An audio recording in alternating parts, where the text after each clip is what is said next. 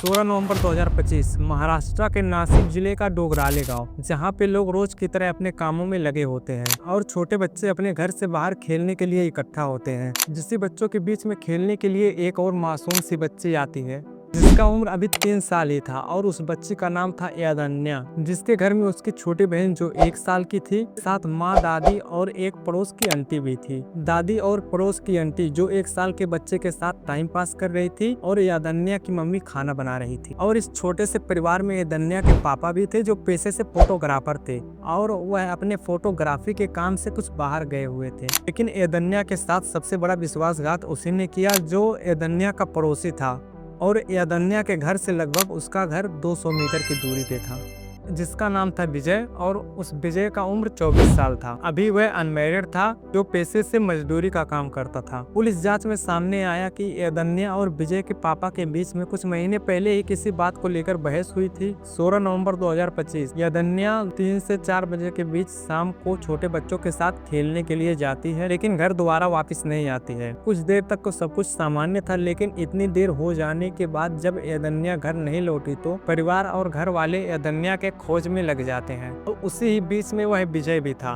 वो यदन्या को ढूंढने में मदद कर रहा था। शाम को 7:30 के करीब गांव के पीछे मोबाइल टावर के बीच झाड़ियों में एक लाश मिलती है जो किसी और का नहीं, उस मासूम सी बच्ची यदन्या का होता है। और थोड़े ही देर में पुलिस आती है, यदन्या के साथ खेल रहे बच्चों से बातचीत करती है। इसके बाद सामने आता है कि एक अंकल भी आए थे जो यदन्या को चॉकलेट खिलाने के बहाने बहला फुसला कर लेके गए हैं और बच्चों ने उस अंकल के बारे में भी बताया। जिसके तुरंत बाद पुलिस उसके घर पे पहुंचती है और पूरे गांव वाले उस व्यक्ति को देख के एकदम शॉक हो जाते हैं, क्योंकि और कोई नहीं, वह विजय ही था जो इतना घिनौना काम किया। शराब के नशे में विजय ने अपनी इस घिनौनी सोच को अंजाम दिया। विजय कई दिनों से मौके की तलाश में था। 16 नवंबर 2025 के शाम को विजय ने यदन्या को बहला फुसलाकर अपने घर पे ले जाता है और उसी 3 साल बच्ची का रेप करता है। के बाद बड़े से पत्थर को उठा के उसके सिर को कुचल देता है और विजय रात का फायदा उठा के लाश को मोबाइल टावर के पीछे झाड़ियों में ले जाके फेंक देता है ताकि सबूत न मिले और इसके बारे में किसी को पता न चले।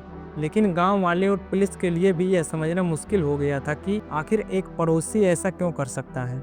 घटना को फैलते ही पूरे गांव वालों के बीच एकदम आक्रोश का माहौल बन जाता है। परिवार और गांव वाले शव लेने से भी इनकार कर देते हैं और सरकार से फौरन आरोपी को फांसी देने की मांग करते हैं। सैकड़ों लोगों ने अस्पताल के बाहर धरना दिया और रोड को ब्लॉक किया और जस्टिस फॉर यदन्या का नारा लगाते हैं था, क्योंकि उन्हें डर था कि आज उन्होंने एक गरीब की बेटी के लिए आवाज नहीं उठाई तो बाकी मामलों के जैसे इंसाफ में यदन्या के घर वालों का भी आंख पथरीला हो जाएगा। यदन्या तो अब इस दुनिया में नहीं रही, लेकिन इंसान को जगाने के लिए उसकी आवाज ही काफी थी। इस केस ने पूरे देश को सोचने पर मजबूर किया है कि क्या हमारे गांव, मोहल्ले और पड़ोसी सच में सुरक्षित हैं और क्या मासूम लोग किसी के बदले की याद में इसी तरह जलते रहेंगे।